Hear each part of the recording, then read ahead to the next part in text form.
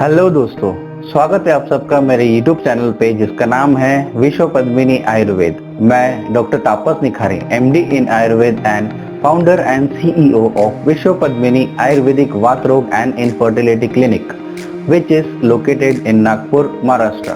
तो दोस्तों, आज इस वीडियो को अंत तक जरूर देखिए क्योंकि आज मैं बताऊंगा कि आप आयुर्वेद को क्यों अपनाएं और आयुर्वेद द्वारा अपने स्वास्थ्य को कैसे मेंटेन रखें। आज सारी दुनिया आयुर्वेद चिकित्सा पद्धति का लोहा मान रही है, लेकिन आज भी हम आयुर्वेद को नहीं अपना रहे हैं। हम आधुनिक चिकित्सा पद्धति के पीछे ही भाग रहे हैं। अब तो गवर्नमेंट ऑफ इंडिया ने भी इनिशिएटिव लिया है कि आयुष मिनिस्ट्री फॉर्म कर चुकी है। आयुष मिनिस्ट्री यह स्पेसिफिकली आयुर्वेद को ही देखती है और यह आयुर्वेद को आगे बढ़ाने के लिए आवश्यक कदम उठा रही है। दोस्तों, आज भी जब हम आयुर्वेद का नाम सुनते हैं तो हमारे मन में वही पुराने जमाने के ऋषि मुनियों की तस्वीर सामने आती है, या फिर रोड के बाजू में टेंट लगाकर बैठे हुए जो जड़ी बूटियां बेच रहे हैं उन झोला छाप लोगों की याद आती है, जबकि ऐसा बिल्कुल भी नहीं है। आज की करंट सिचुएशन के हिसाब से आयुर्वेद मॉडर्नाइज हो गया है। एक स्पेसिफिक कोर्स डेवलप किए गए हैं। आयुष मंत्रालय ने बैचलर्स डिग्री भी प्रोवाइड की है। आज कोई भी झोला छाप विदाउट एनी डिग्री प्रैक्टिस नहीं कर सकता है। प्रैक्टिस उन्हीं को अलाउड है जो BMS की डिग्री यानी बैचलर्स ऑफ आयुर्वेदिक मेडिसिन जिनके पास है, सिर्फ वही प्रैक्टिस कर सकते हैं। आजकल चिकित्सा के नाम पे सर्जरीज की जा रही है। सर्जरीज में cancer surgery, heart surgery, gall bladder stone की सर्जरी, किडनी रिप्लेसमेंट इत्यादि। इन सब सर्जरीज के बाद भी हमें ओरल मेडिसिन यानी दवाइयाँ कंटिन्यू करनी ही पड़ती है। ये तो हो गए सर्जिकल ट्रीटमेंट्स। अब वो रोग देखते हैं जिनमें सर्जरीज नहीं करनी पड़ती है, जैसे BP, शुगर, थायराइड। इन सभी में सर्जरीज तो नहीं करनी पड़ती है, लेकिन जो भी दवाइयाँ हैं वो लाइफ लॉन्ग लेनी पड़ती है।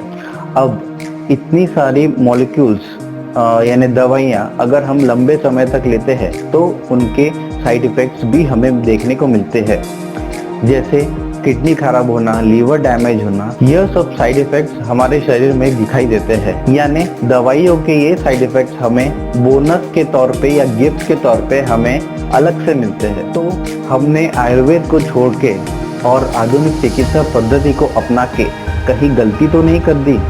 एग्जाम्पल के तौर पर बताऊँ तो पहले के ज़माने में लोगों के पास साधन कम थे, लेकिन फिर भी वो 100 साल तक जीते थे। और आज के ज़माने में 100 साल तक जीने का तो हम सोच भी नहीं सकते। आजकल की भागदौड़ भरी ज़िंदगी में सभी को तुरंत आराम चाहिए, इसलिए लगभग सभी लोग पेन किलर्स, एंटासिड्स या फिर स्टेरॉइड्स इनका रेगुलर यूज़ करते हैं, जिनके वजह से शरीर में साइड इफ़ेक्ट्स भी डेवलप होते हैं। अब इन साइड इफ़ेक्ट्स के बारे में तो मैंने पहले ही बता दिया है। दोस्तों, मॉडर्न लाइफस्टाइल ने हमें आलसी बना दिया है। हमारे पास सभी सुख सुविधाएं हैं, लेकिन हमारा शरीर स्वस्थ नहीं है। हम हालचाल ही नहीं कर रहे हैं, इसलिए शरीर में फैट बढ़ते जा रहा है। आजकल हमारा TV तो फ्लैट हो गया है, लेकिन हमारे शरीर का साइज बढ़ रहा है। यह सभी नियम आयुर्वेद के खिलाफ है। आयुर्वेद के सूत्र मॉडर्न लाइफस्टाइल से एकदम विरुद्ध है। इसलिए पहले के लोग जो आयुर्वेद के अनुसार अपना जीवन जीते थे, वह शारीरिक रूप से और मानसिक रूप से स्वस्थ रहते थे। हम आयुर्वेदिक चिकित्सक आपको डाइट फॉलो करने बोलते हैं, जो आपसे नहीं होता है।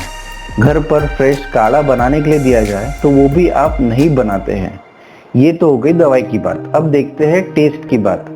तो आपको टेस्ट से भी प्रॉब्लम है। कई पेशेंट्स आके हमें बोलते हैं कि डॉक्टर साहब, दवाइयों का टेस्ट बराबर नहीं है, बहुत ही कड़वा लगता है। अगर आप हमें दवाई काढ़े के फॉर्म के बदले टैबलेट फॉर्म में देंगे तो ज़्यादा बेटर रहेगा।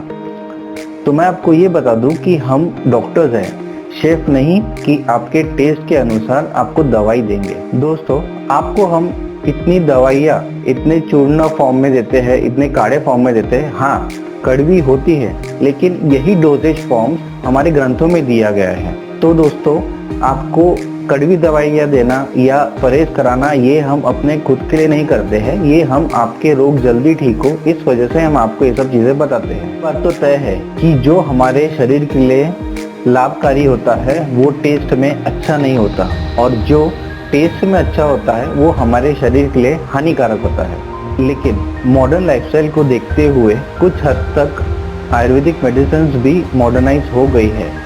आयुर्वेदिक मेडिसिन भी अब टैबलेट फॉर्म में, काढ़े के फॉर्म में और रेडीमेड आटा वेस्ट के फॉर्म में भी मार्केट में उपलब्ध है। तो दोस्तों, ये सब मॉडर्नाइजेशन होने के बाद अब हम आयुर्वेद को फर्स्ट प्रेफरेंस क्यों नहीं दे रहे हैं? लोग जब सभी जगह ट्रीटमेंट करके थक जाते हैं तब as a last option Ayurveda के पास आते हैं। लेकिन आयुर्वेद के पास आते तक उनका रोग की तीव्रता बहुत ज़्यादा बढ़ जाती है, और आयुर्वेद के पास एक ही ऑप्शन होता है कि पहले जो ली गई इतनी सारी दवाइयाँ हैं उसके साइड इफ़ेक्ट्स कम करो, फिर आयुर्वेदिक चिकित्सा द्वारा उसके रोग को जड़ से खत्म करो। इसमें बहुत समय लग जाता है। लेकिन अगर पेशेंट पहले ही आयुर्वेद चिकित्सा ले तो उसे फास्ट रिजल्ट मिलता है।